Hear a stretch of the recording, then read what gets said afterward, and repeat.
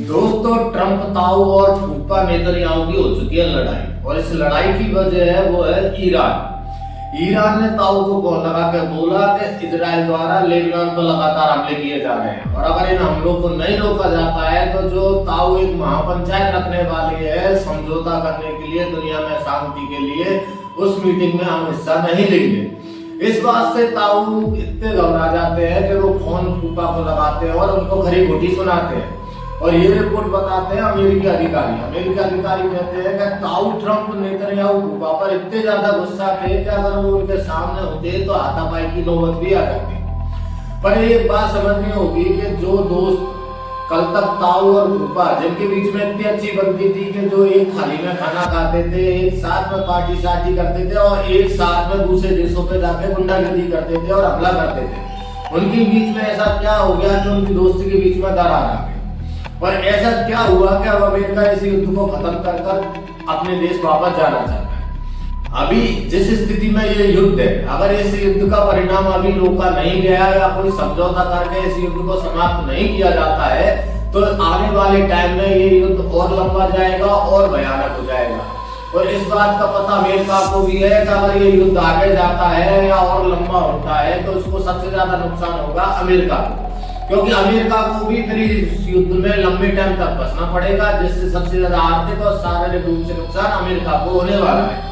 इसलिए अमेरिका चाहता है कि इस युद्ध को जल्दी से जल्दी समाप्त कर दिया जाए। दूसरा कारण यह है कि इजराइल द्वारा जो लगातार हमले किए जा रहे हैं, इन हमलों में जो आम नागरिकों की मौत हो रही है, उन मौतों की वजह से पूरी दुनिया के अंदर इजराइल और अमेरिका की एक नेगेटिव छवि बन रही है और लगातार लोग सोशल मीडिया पे इन दोनों देशों के खिलाफ आवाज भी उठा रहे हैं। तो अब अमेरिका चाहता है कि इस युद्ध को बंद कर दिया जाए ताकि जो उसकी छवि है वो ज्यादा खराब नहीं हो।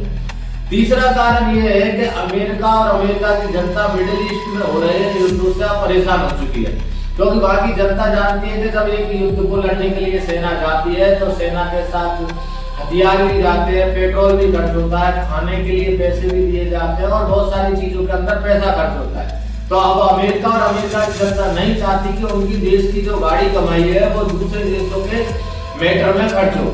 अब वहां की जनता चाहती है कि हमारे पैसे, हमारे रिसोर्सेज और हमारे यहाँ की जो सेना है वो हमारे देश के लिए काम करे, हमारे देश की अर्थव्यवस्था के लिए काम करे और अमेरिका की जो नीतियां हैं उनके लिए काम करे। और जो लास्ट कारण है वो ये है कि अमेरिका को पता है कि अगर ये युद्ध लंबा खिंचता है तो तेल की कीमतें और भी ज्यादा बढ़ने वाली है और दुनिया के अंदर तेल और गैस की किल्लत बहुत ज्यादा हो जाएगी। अगर देश दुनिया के अंदर अर्थव्यवस्था डगमगाती है तो इसका सीधा असर अमेरिका को भी पड़ेगा और अमेरिका भी उस स्थिति के अंदर नहीं है कि इतना बड़ा नुकसान वो झेल सके। पर समझने वाली बात यह है कि ताऊ ट्रंप और नेतन्याहू फूफा के बीच, जिनके बीच में इतनी अच्छी दोस्ती थी, उनके बीच में दरार कैसे पड़ गई। तो इस दरार की शुरुआत होती है 2020 से। 2020 के अंदर जब अमेरिका के अंदर राष्ट्रपति के चुनाव संपन्न हुए थे तो वहां पर चुनाव में जीते थे जो बाइडेन। तब नेतन्याहू ने फोन लगाकर जो बाइडेन को बधाई दी थी। इस बात से ट्रंप ताऊ बहुत ज्यादा चिढ़ गए थे और उन्होंने उस समय भी खरी खोटी सुनाई थी फूफा नेतन्याहू को। दूसरा कारण ये है कि जब इजराइल के द्वारा गाजा पर लगातार हमले किए जा रहे थे तो 2024 से ट्रंप ताऊ लगातार कोशिश कर रहे हैं इजराइल को समझाने की कि वो गाजा पर हमले बंद कर इस युद्ध को समाप्त कर दे। पर फूफा नेतन्याहू ट्रंप की एक भी बात सुनने को तैयार नहीं है और वो गाजा का बाजा बजाने में लगातार लगे हुए बिना किसी सुने हुए बात की। तीसरा पॉइंट ये है कि जब हिजबुल्लाह ने इजराइल के ऊपर आक्रमण किया था तब डोनाल्ड ट्रंप ने सार्वजनिक मीटिंग से हिजबुल्लाह ने जो हमला किया है उसको नेतन्याहू की खुफिया एजेंसियों की नाकामी बताया था और हिजबुल्लाह को स्मार्ट कहा। इन सारी वजह से डोनाल्ड ट्रंप और नेतन्याहू के बीच में एक खटास आ चुकी है और वही खटास का परिणाम आज इस युद्ध में देखने को मिल रहा है। और अब अमेरिका समझ चुका है कि इस युद्ध को आगे ले जाने का कोई फायदा नहीं है। अगर ये युद्ध आगे जाता है तो इसका सीधा सीधा नुकसान सीधे अमेरिका को होने वाला है।